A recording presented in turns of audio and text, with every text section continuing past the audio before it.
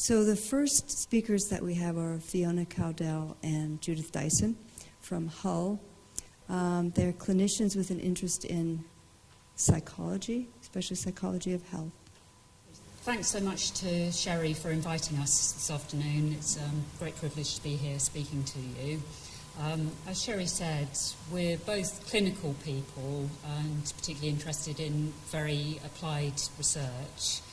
And we've both got an interest in health behaviour change, and we want to show you some of this work through it being applied to skin health this afternoon. We do look at other areas, but skin health is quite a big part of it. So, why is skin health important? Well, I'm not going to go into an A&P lesson here, but skin fulfills a number of very important functions physiologically for us. But equally, it's very important in terms of our mental health and well-being. If you've got damaged skin, it can make you feel very bad about yourself. It's also a way that other people judge you. You look at people and you notice their skin, even if only subconsciously. So it's an important element of our general health and well-being.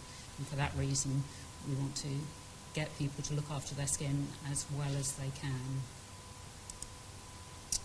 So our plan for this afternoon really is to look at the size and nature of some skin problems. So I'm going to tell you just a little bit about some of the long-term skin conditions and the impact that they have on people. I'll touch briefly on skin cancers. And then Judith is going to tell you about some of the desirable health behaviours in terms of skin self-management and what we as healthcare practitioners can do to help people to self-manage as effectively as possible. So skin conditions account for a huge number of health service consultations. In 2006, which is the latest figures I can find, there were 12.9 million visits to a GP with a skin problem. 54% of people reported in previous 12 months they'd had some sort of skin problem, and we spend huge amounts of money on trying to sort them out. They cause a lot of suffering for people. And if you just look at some of those illustrations, 1 in 5 children have eczema, 1 in 12 adults, and it disrupts life for people. For children, it can do terrible things to their sleeping patterns, makes them miserable, takes a lot of time to care for. Psoriasis, similarly, if you're going to look after it well, you have to devote a lot of time and energy to applying topical treatments. It's difficult to look after. Acne is disfiguring for people at the very best and can do terrible things to their mental health in the longer term.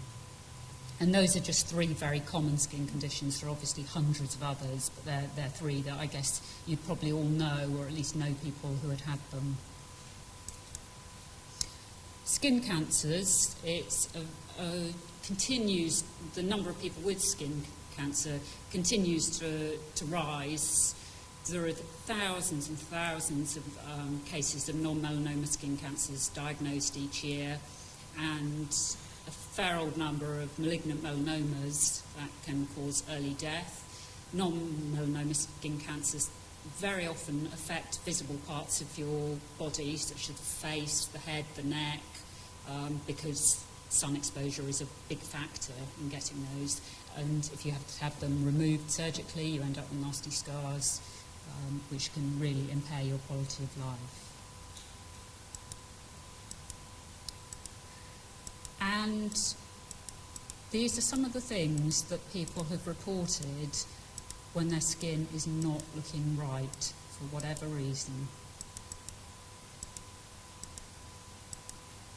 And it depends on what sort of problem you have, which is most likely to affect you. But people can be tired, exhausted from loss of sleep. So people sometimes take to alcohol. They feel isolated, they try and cover themselves up, they find it difficult to adhere to medical regimes, they have a poor body image, people get teased. I guess most of us have lived through having things like acne, and other people can be very cruel about those sort of things, so it can be a big problem.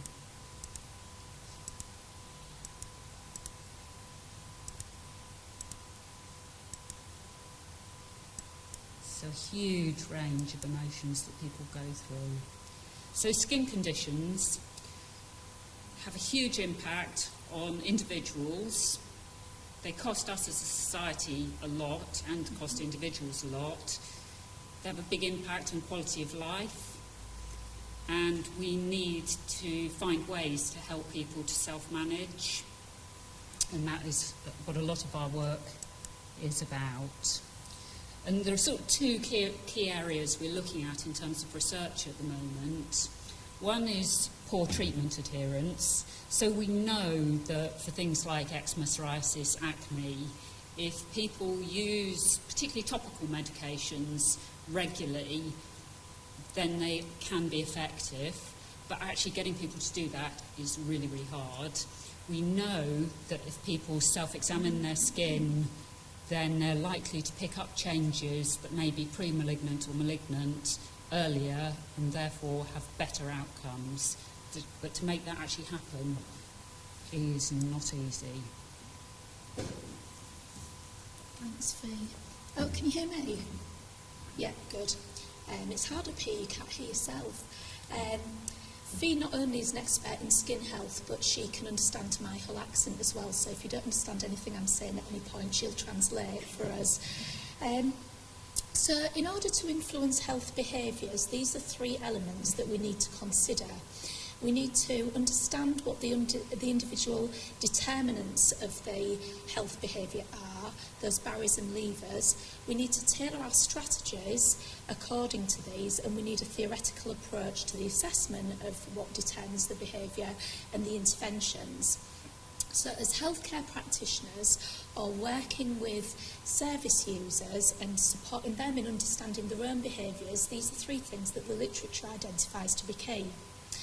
Now, this sounds easy on one slide, but healthcare practitioners are not health psychologists largely, and to understand health psychology sufficiently to apply these techniques can be problematic. Members of the public are not health psychologists, but what we do, Fee and I, in a whole range of different health behaviours and with regards to implementation behaviours as well, we have basically operationalised a simpler way of supporting our healthcare practitioners and our service users in understanding their own behaviours and addressing them.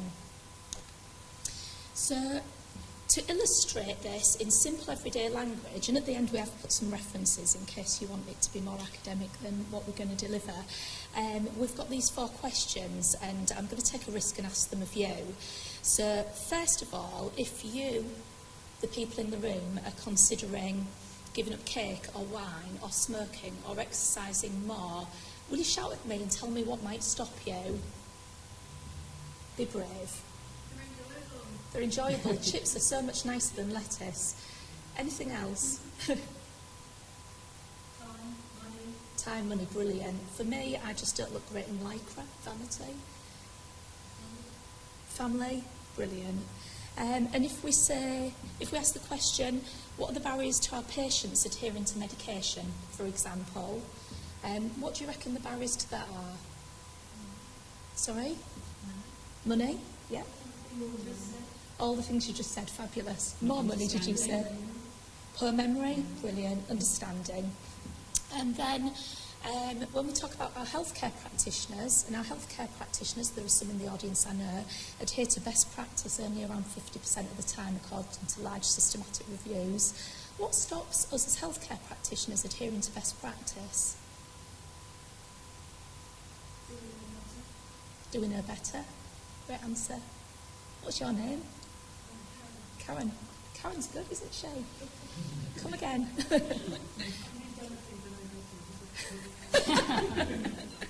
Well, There is practitioners too do. many guidelines, aren't there? If you work your way through all the guidelines, Yeah. you know, you'd never actually do anything with a patient. Interestingly, some time ago, a review of the literature suggested that in order to adhere to best guidelines, the average healthcare practitioner would have to read 19 papers a day, 365 days a year. And we imagined that NICE guidelines might actually influence our practice behaviour, but in fact our compliance with best practice pre and post NICE guidelines hasn't changed at all. But I digress. So how do we change these behaviours? Patient preference, lovely. This is true, yeah? Yeah. Good one. Here's one that we prepared earlier. So we've asked probably about 500 people that are also healthcare practitioners why or what their barriers are to changing health behaviours, and these are some of the answers that we've had. And then Fee and I asked a big group of GPs what are the barriers to a patient's concordance behaviour, and we were talking specifically about skin on that occasion, and these are the answers that we were given on that occasion. And then when we ask our healthcare practitioners, and we've done this a number of times with a number of different practice behaviours, what stops them with their implementation behaviour, these are some of the answers they gave.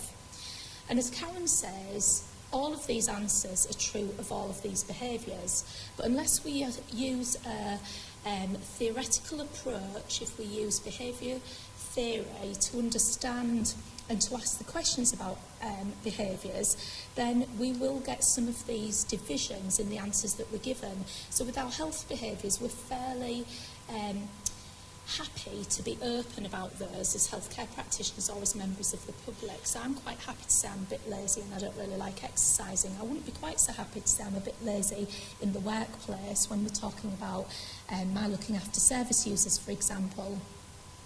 We make assumptions sometimes. We guess what the answers might be. Or rather, we will offer a logical answer if we're asked a question and we don't underpin those questions with a theoretical approach. So we might give a logical answer. We might respond automatically.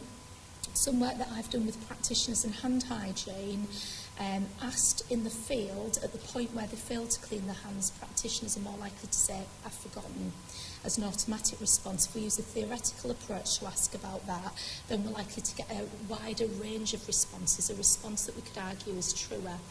Or we may attribute what's determined our behaviour with error. We may attribute desirable behaviours to ourselves and undesirable behaviours to external factors.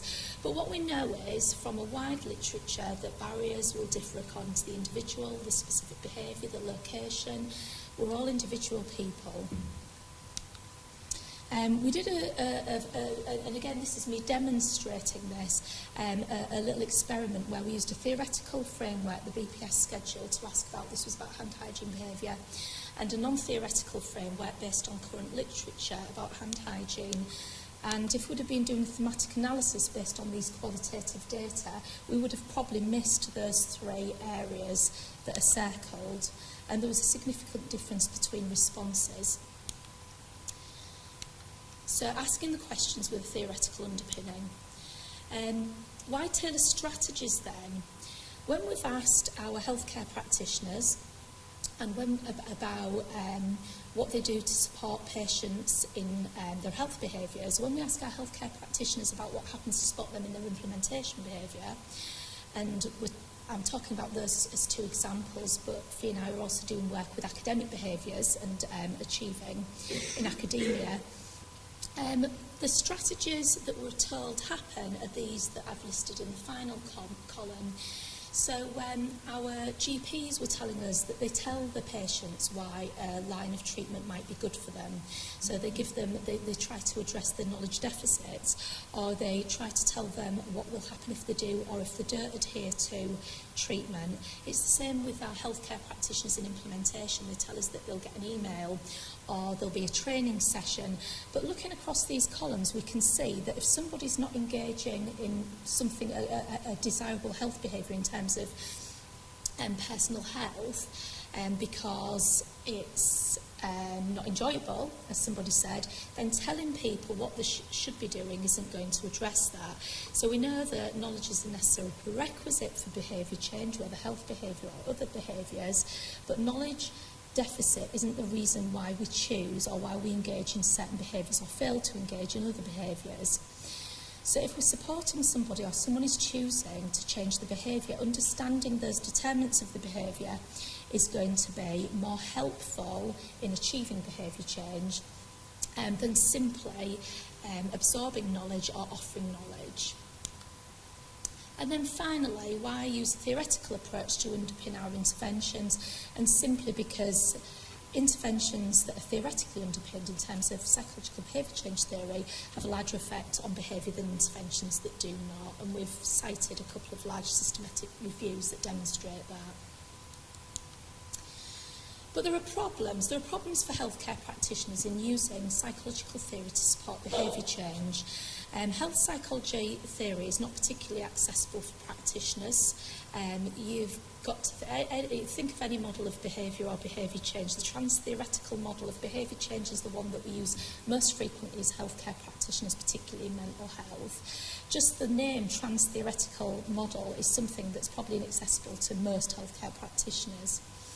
There are 35 theories of behaviour or behaviour change, and yet there's no guidance on how we should choose a particular model or a theory of behaviour. How do we choose which one that we might use with people? Many of those theories explain or predict behaviour. The theory of planned behaviour, which I've put in brackets here, is interesting. It is used quite widely with behaviour change.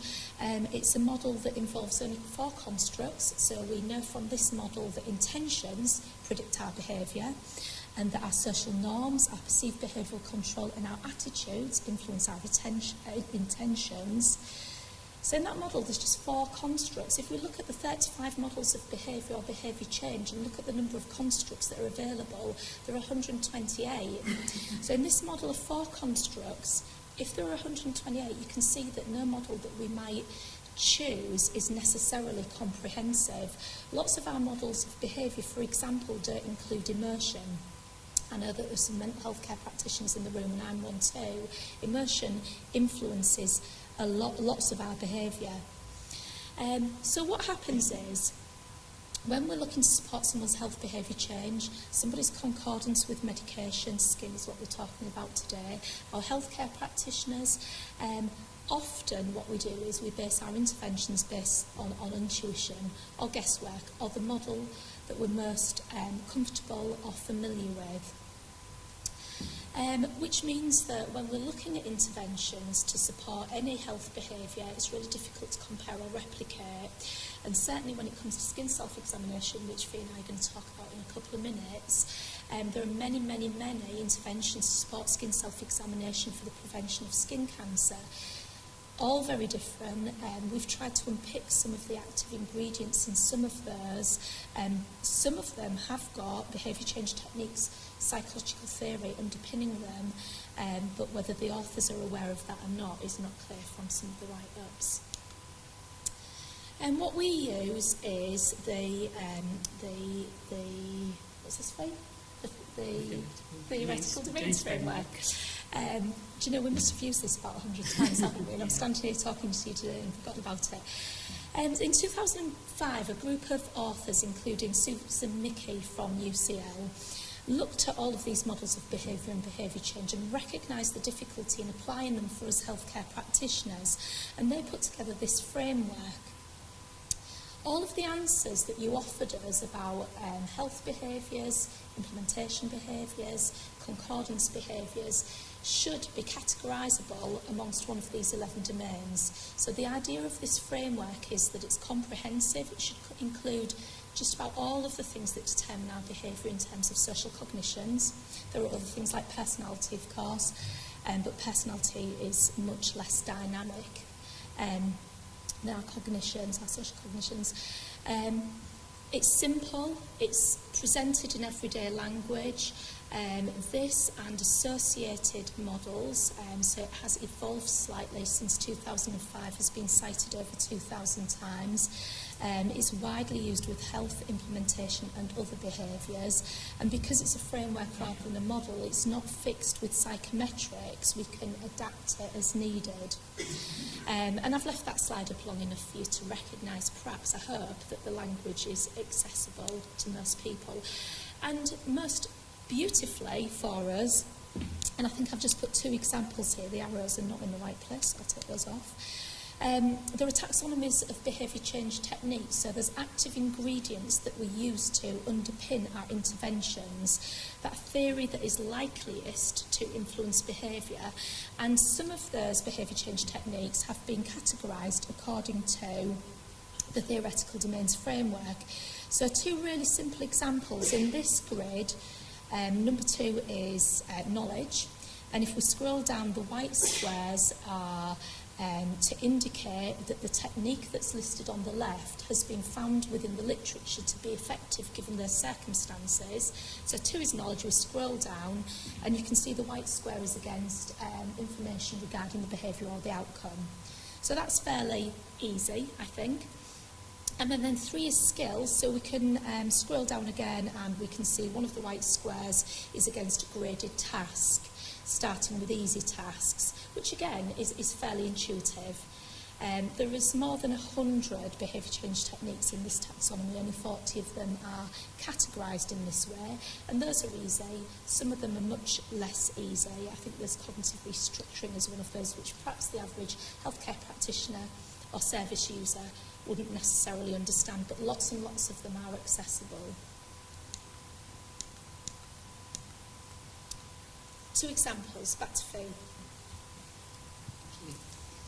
So I just want to tell you briefly about a course that we ran. It's called the Eczema Education Programme, and it's for the parents of children with eczema. And it's a brief programme underpinned by the theoretical domains framework. The first of its type in the UK. It was a nurse-led intervention, which is very important in terms of cost, because nurses are relatively cheap labour, but also very, very knowledgeable about eczema.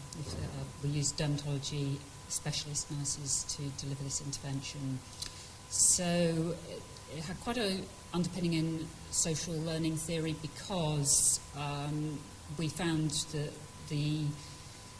some of the important factors were that parents needed the knowledge, they needed the skills, and they needed the belief that they could do the care, and they also, action planning was a very important thing for them in terms of looking after their children. So these were children that were parents of children who were referred from GPs, health visitors, consultants, so very broad sort of range of severities of eczema, came to either 2 or 3 group-based learning sessions with 5 to 10 people per group, and all the sessions were delivered out in the community so that people could hopefully get there as easily as possible. As I say, they were theoretically based and used a range of teaching techniques. There was some didactic giving of knowledge, but there was also an enormous amount of sharing of experiences, of knowledge, and of course you need to be a bit careful with that because you can share the wrong knowledge, but because the groups were quite small, it was possible to put people right if there was a real clangor.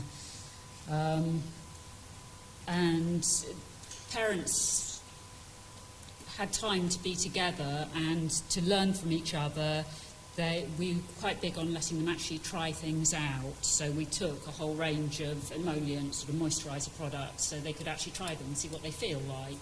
Because I don't know if any of you've tried using moisturisers, whether you like it or not as a sensation, and some people just don't like it. And one of the keys to getting people to do the sort of care they need is to find products that they'll actually use. And there are things called wet wraps where you wrap children up, and you know, people tell you to go away and do it, and unless you've seen somebody do it and maybe tried it on your own child, you just don't really know. So this was all about building knowledge, skills and confidence. So there's a lot of hands-on stuff, a lot of sharing, a lot of informality. And we did a quantitative evaluation which showed that people's self-efficacy had definitely improved, but perhaps in a way more importantly to me as a qualitative person by nature is that they felt that their knowledge had improved and they were more confident, so they knew what to do. They all worked with the nurse to make an individual action plan of how to deal with their child as their eczema naturally waxes and wanes, and children get flares, and that would often precipitate a visit to the GP. Well, if you can teach the parents how to deal with a flare, then they can catch it early and treat it effectively. And they felt much more confident in that. And we did actually find that GP visits went down as a result of the programme. They reported better use of topical steroids. A lot of people are very, very scared of using steroid creams and things, but having the underpinning knowledge and knowing how and when to use them really effectively let them actually do that. So very positive evaluation from that, and that was all theoretically underpinned. And then another bit of work that we're doing is in relation to self-examination, skin self-examination, to try and detect skin cancers early. So we've done phase 1 of the project, which Judith will tell you about in a moment, but we're going to move on to designing a broadly individualised skin self-examination intervention, and then take that through to feasibility testing and RCT. But I'll hand back to Judith to tell you a bit about phase 1. Thank you. So what we did was we've put together an instrument to assess the determinants of skin self-examination. We started off with a review of the literature to identify as many determinants as we could, and then we put together those determinants by way of a survey and asked people about them. We also asked people, more importantly, to identify those that we hadn't got, the ones that we might have missed. We then categorised those according to the theoretical domains framework. We had a group of experts do that for us, people with a strong knowledge and clinical experience in dermatology and psychology. And then we tested it through 3 phases for validity and reliability. This was the outcome. We found that there were 5 areas that were relevant for this particular behaviour with the general population. We probably had about 400 responses in total over the 3 stages, and there were it was the general population. There were more younger people and more women that responded, and the things that were relevant to them were what they believed the outcomes of skin self-examination, their intention, their confidence in examining their own skin, social influences, and whether or not they remembered to examine their own skin. And you can see that here we've got a list of items that were tested to be strong items with regard to this behaviour. We've examined a number of behaviours through the eyes of the theoretical domains framework, and what we have found is there tends to be logical clusters of determinants that are relevant according to the behaviour, and we've found that there are some clusters according to the behaviour and population type. So within implementation, for example, we often find hospital area or professional role to be quite important in what people say. But for this particular behaviour, these were the things that were relevant and important. So in summary then, over to you or over to me? We'll do the double act. People don't always manage their skin. We know that quality of life is incredibly influenced by this one thing, management of skin, if people have got problems such as psoriasis, eczema.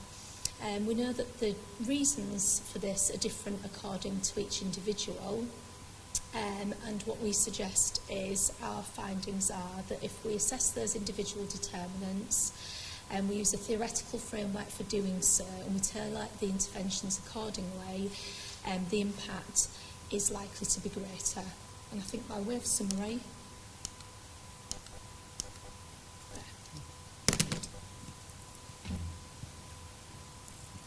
does anybody have any questions? Karen?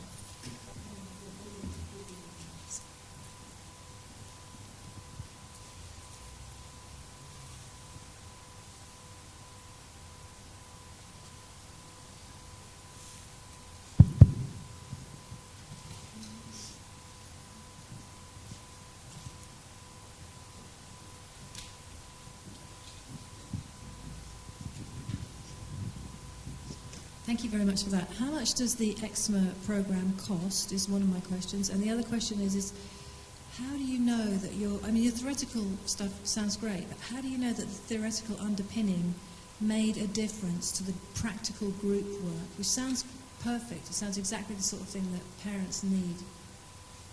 Yeah, it cost in the region of £120 a head. It was quite cheap.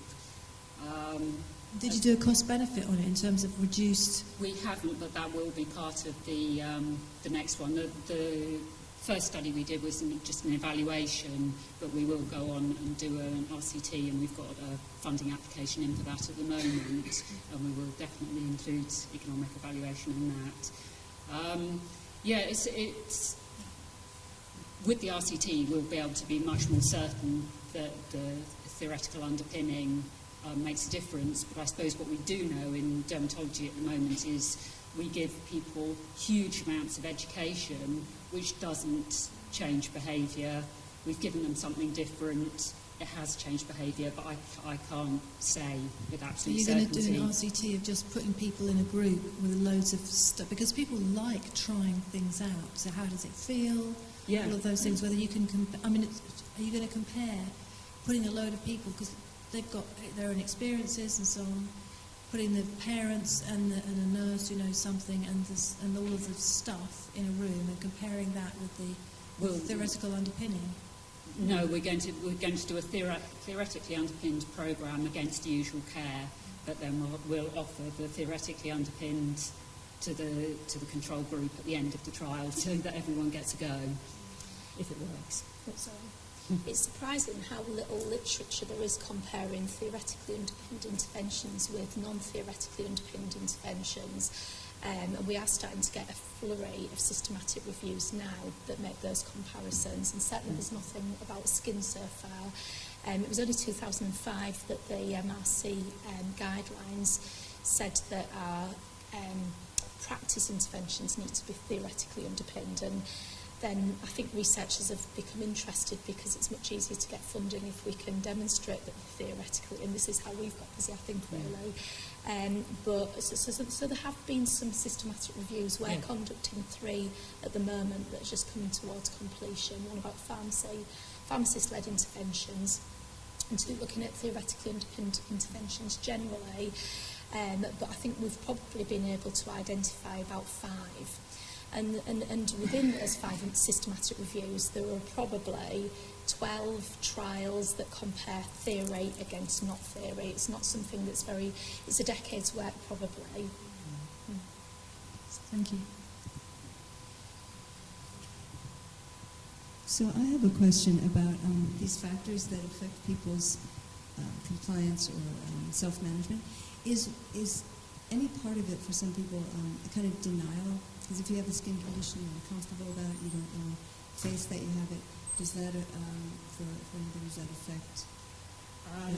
Certainly, pay attention. when we did the skin cancer work, there was a fear of getting it, so not wanting to uncover a problem that they don't know about, and that was quite a big factor, wasn't it? Mm-hmm. That we, I suppose we haven't really thought about about that in the early stages, have we? But there's fear. How do you address that fear? A good one. I suppose in the intervention we'll, because it's going to be an online intervention, so there's a limit of how subtle you can be, but by making it very clear that early diagnosis leads to better outcomes, you might work on fear, but I guess if it's really strong, they're not going to do it, are they? It is tricky. Trying to get anyone to self-examine their skin is a big issue. Is there any theory on that, about fear as a factor?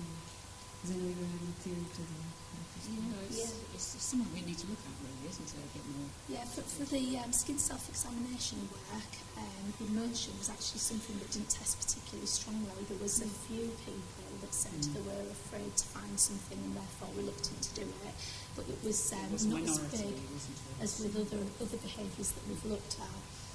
And sometimes the immersion is sometimes the fear is about what people might find. Sometimes the immersion is more about anxiety. Sometimes it's more about complacency. So the management would be about the specifics of what the immersion is. Other questions? So I wanted to ask you just to elaborate a bit more on your 5 factors that you found were the most important ones, and especially to relate it to the issue of self-knowledge and self-awareness. So how much of it was about, so you've emphasised it's not just about not having some facts, that just giving patients more facts wasn't the key thing, but I wondered if you found things that were about patients' self-knowledge or patients' knowledge about their children when they were doing their children, or how much of it are, and so outcome expectancies, I guess, is a kind of self-knowledge about how efficacious your own intervention is going to be, and how much of it about non-self-knowledge related things. Skin self-examination. With regard to outcome expectancies, it wasn't just about people expecting that they would find something and that would be advantageous. There was also expectations about what healthcare practitioners would do, whether people would be listened to, and whether they would be taken seriously. So when we're looking at people's beliefs about the consequences of something, we generally looked at not only the beliefs about the specific behaviour but the wider expectancies. For this particular behaviour, these were the key factors, so the intention, self-efficacy, social influences and memory. With the eczema study, the EAP study, there was something more about self-confidence and knowledge, wasn't there? Yes. So we've got self-efficacy here, but then knowledge and skills. I was thinking about a study I've recently done in psoriasis where outcome expectancies were that nothing would change whatever they did, so to get people to self-manage, they had no belief that anything would work, so that was a big challenge for us. Did that answer your question? Yeah, it wasn't very specific, but it seems like some of these are very related to self-knowledge, and some of them are a mixture, and some of them have nothing to do with self-knowledge. And I was asking you to elaborate a bit on this study and others. How much is self-knowledge a really central barrier, and how much is it just one thing amongst many others in the mix? I was interested earlier to listen to your talk about obesity and the environment, and we often find that people attribute the behaviours to the environment in terms of health behaviours, generally, not just obesity. And there are 2 things that we're doing at the moment with regard to environmental factors. So the work we're doing with academics is we're seeking to empower them with regard to the environment to make changes through Central University to be influential in what for you would be changing policy at an obesity level. But equally, we're supporting them in working within that environment and learning how to manage that environment. So time management's probably a really bad example, isn't it, Fiona? It's a horrible example, But so we kind of, with regard to non-internal factors, if you like, or non-directly self matters, some of the interventions that we've put together for various behaviours is about people surviving within a context that they feel that they've got less control over than they would like, and having them appreciate some control that they can take over the environment. So it's not just about us changing that academic environment, is it? It's kind of empowering people to cope with. There's a lady up there who wanted to ask.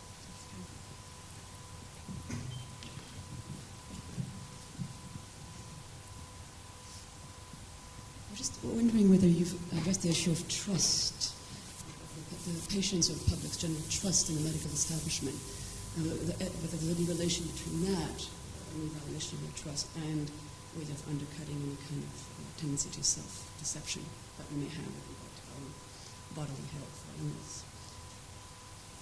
That's a really good question, isn't it? Yes, it's fascinating. Sorry, I was wondering whether you've explored the issue of trust, the public's trust in the medical establishment, and whether that had any kind of impact or influence on our tendency to self-deception. Undoubtedly, and a lot of the problem in things like skin conditions is that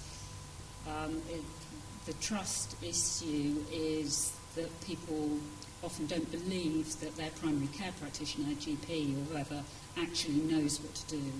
So they quite often, I mean, I've done a lot of qualitative research on skin conditions, and people will very often tell me that the GP will just prescribe what they happen to know rather than what's best for the patient. And in terms of skin cancers, some of the respondents told us that even if I turn up with a suspicious-looking lesion, the GP will just, tell me I'm wasting his or her time. I'm not sure that's entirely fair, and I think our expectations of GPs are enormous, but trust is a big issue. And one of the things that came out of the eczema education programme, which I didn't actually mention, was that quite a lot of emphasis was put on how to get parents to talk more easily to healthcare practitioners and to go with a plan of what they thought they needed and an argument to underpin that, in a very positive sense. And we worked on giving them more confidence to do that, and that helped things along. But yeah, trust is a big thing. It's a very good point. Maybe in both directions, because interestingly, with our group of GPs, and there was maybe 50, 45, 50 GPs, there was an element of what we tell our service users is within a constrained understanding, and they are likely not to. There wasn't a lot of sense of making their treatment individualised, considering individual preference, as somebody said earlier, or that people were adaptable according to various factors. It was a case of people don't comply because they don't understand what they should be doing, or because they're not able to do it, or they think they know better, and that was the bottom line really. So I think there's work to be done. There's work both ways, isn't there? So do you think it's an issue the problems are also internal to the actual system of medical practice in this country? Yeah. Or as general, Yeah.